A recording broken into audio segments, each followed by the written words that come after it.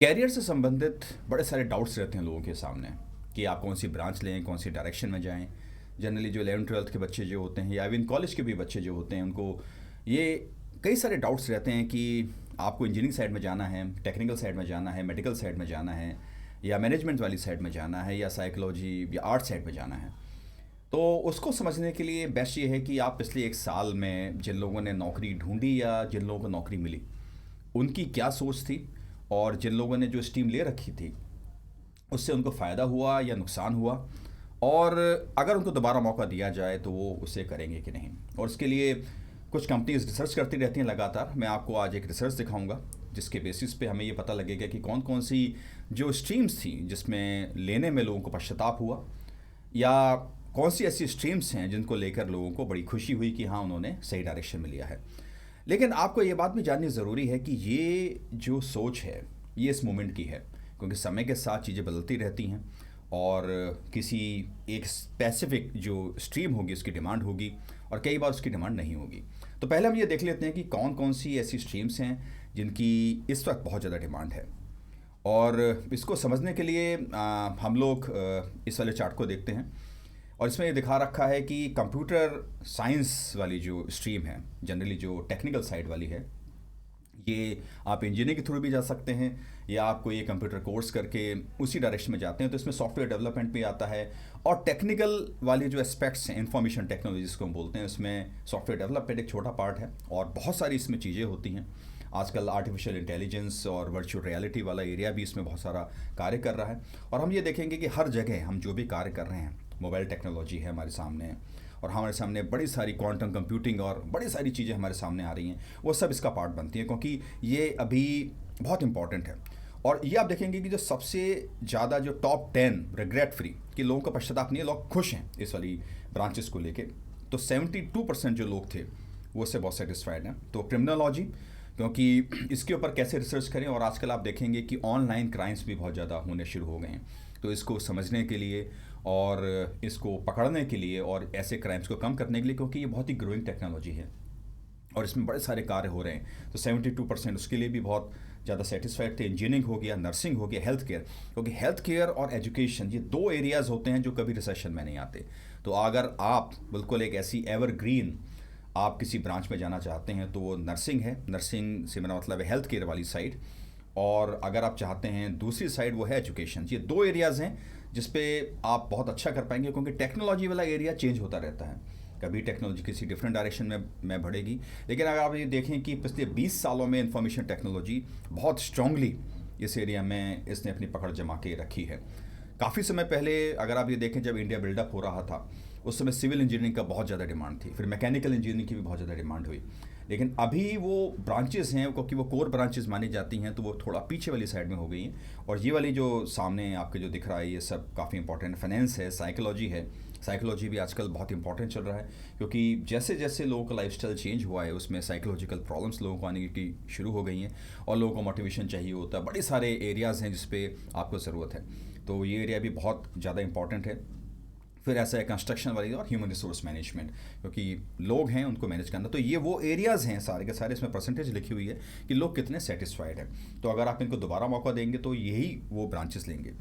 अब दूसरा वाला जो एरिया है वो ये है कि कौन सी ऐसा एरिया है या ऐसी स्ट्रीम्स हैं जिसको लेकर लोग थोड़े से दुखी हैं और वो अपना थोड़ा चेंज करना चाहेंगे। और इनफैक्ट जिन लोगों से अगर पूछा गया कि आप कौन कौन सी ब्रांचेस अपनी छोड़ के लेना चाहेंगे, तो उसमें कंप्यूटर साइंस और मैनेजमेंट वाला जो एरिया था ये टॉप था।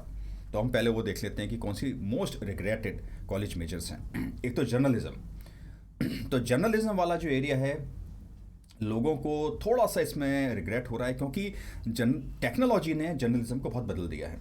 अगर आप ट्विटर देखें या फेसबुक देखें, या अभी जो टेक्नोलॉजी जिस तरीके से चेंज हो रही है, उसमें जो इन्फॉर्मेशन है बहुत ही आराम से फ़्लो हो रही है, न्यूज़ जो हो रही है बहुत आराम से फ़्लो हो रही है।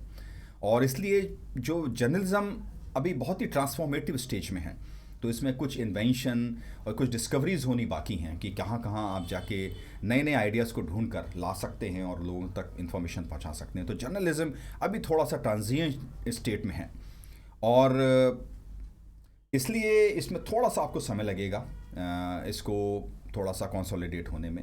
सोशियोलॉजी हो गया, लिबरल आर्ट्स और जनरल स्टडीज़ हो गया, कम्युनिकेशंस हो गया।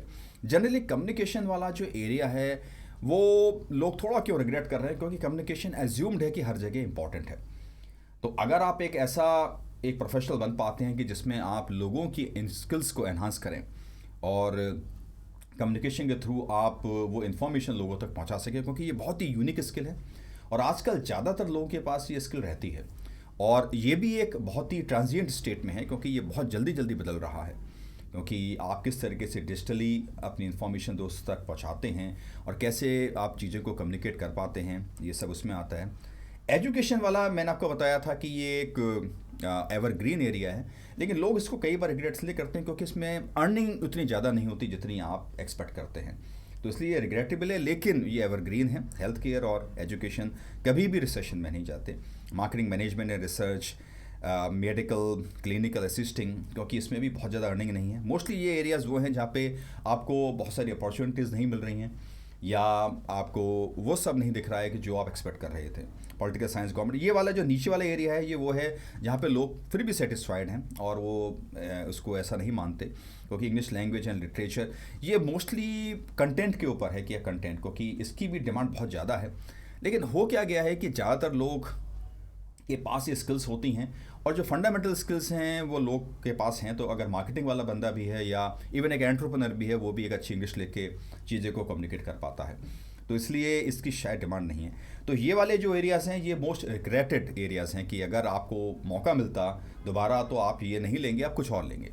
और ये वाले वो एरियाज़ हैं जिसमें लोग बड़े सेटिस्फाइड हैं और किस तरीके से वो अपने जीवन में आगे बढ़ रहे हैं और इस वक्त उसका समय है। लेकिन इसका मतलब ये नहीं है कि आने वाले समय के अंदर भी ऐसे कुछ रहने वाला है, क्योंकि हर साल, इनफैक्ट अभी तो इतना ज़्यादा बदलाव आ गया है कि हर साल चीज़ें बदल रही हैं।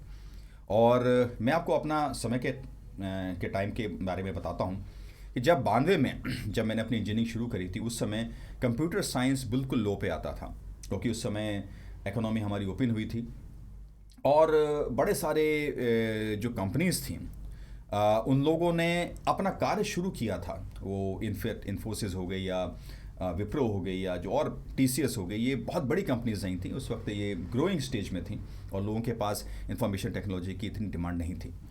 तो उस वक्त जो कंप्यूटर साइंस थी, मेरे टाइम पे मेरे कॉलेज में 2 सीट्स खाली रह गई थी जो किसी ने नहीं ली थी, चाहे मेटलर्जी वाले हों, चाहे सिविल वाले हों, चाहे कोई और ब्रांच वाले हों, किसी ने वो ब्रांच नहीं ली थी और वो खाली सीट पड़ी रही थी। और आज के टाइम पे कंप्यूटर साइंस के लिए भीड़ लगी है।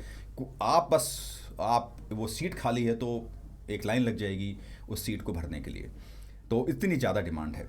और एक समय, मेरे समय से काफ़ी समय पहले अगर आप देखें, उस करीब 20-30 साल पहले सिविल इंजीनियरिंग की बहुत ज़्यादा डिमांड थी और उसके बीच में सिविल इंजीनियरिंग और हमारे समय के बीच में मैकेनिकल इंजीनियरिंग की बहुत ज़्यादा डिमांड थी। तो इस तरीके से समय बदलता गया और उस मोमेंट पे उस चीज़ की जो डिमांड है वो चेंज होती रही। लेकिन हम कोई भी टॉपिक की बात करें, चाहे रिग्रेट फ्री की बात करें, चाहे ज़्यादातर जो रिग्रेटेड कॉलेज स्ट्रीम्स हैं, चाहे हम उसकी बात करें, हर जगह हर एरिया की डिमांड है।